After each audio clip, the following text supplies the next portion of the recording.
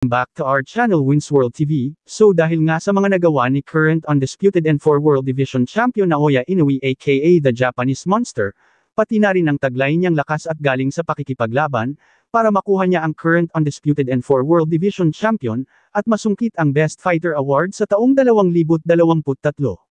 Matapos niyang patumbahin at talunin ang lahat ng kanyang mga naging kalaban, ay isa na talaga si Naoya Inoue sa pinakakilala, tinitingala, pagdating sa boxing sports ngayong taon kasalukuyan. Kaya hindi maipagkakaila na mag-isip ang mga boxing fans kung sino-sino pang mga boksingero ang tatapat sa lakas ni Naoya Inoue.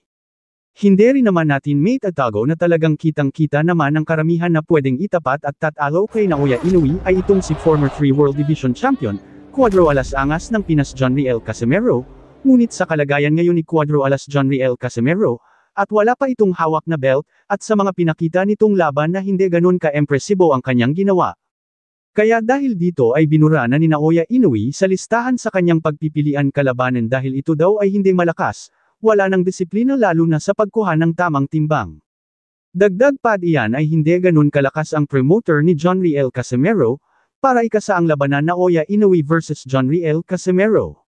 Kaya dahil dito ay malabo na talaga mangyari ang labanan Inoue versus Casimero, ngunit huwag tayo mawalan ng pag-asa, dahil gumagawa na rin ng paraan ang Team Casimero, para muling makalapit sa world title fight. Dahil sa pamamayagpag ni Naoya Inoue ay maraming boksingero ang gusto siyang makalaban, isa na rito si Mark Magnifico Magsayo na lumalaban sa ibang division at ito ay ang Super Featherweight Division. Kaya kapag umakyat itong si Naoya Inoue sa featherweight division ay malaki ang posibilidad na makalaban niya itong si Mark Magnifico Magsayo. Kilala si Naoya Inoue sa pagiging malakas. Kaya hindi rin basta-basta matatalo ni Magsayo itong halimaw ng Japan na si Naoya Inoue. Kilala si Mark Magnifico Magsayo bilang isang malakas na boksingero ng bansang Pilipinas. Kaya kabang-abang talaga ang Super Featherweight Division kapag umakyat na itong si Naoya Inoue. Kakayanin kaya ni Mark Magnifico Magsayo itong si Naoya Inoue, ngunit bago yan ay atin munang papanoorin ang mga naging laban ni Mark Magsayo at kayo na po ang humusga kung kakayanin ni Mark Magnifico Magsayo ang lakas ni current undisputed N4 World Division Champion Naoya Inoue aka the Japanese Monster. Please one. Stop. Bigger old.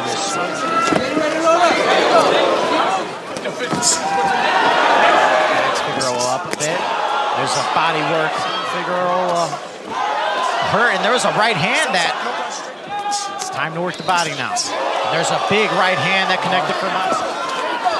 Now pocket with Figueroa. Okay, make him pay. Okay, once you have him there, he's holding you. Try to break him. Boom, boom. Trying to stay on his feet.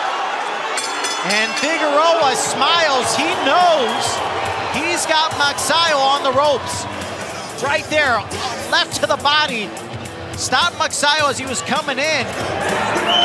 Okay. De derecho, 1, 2, rápido.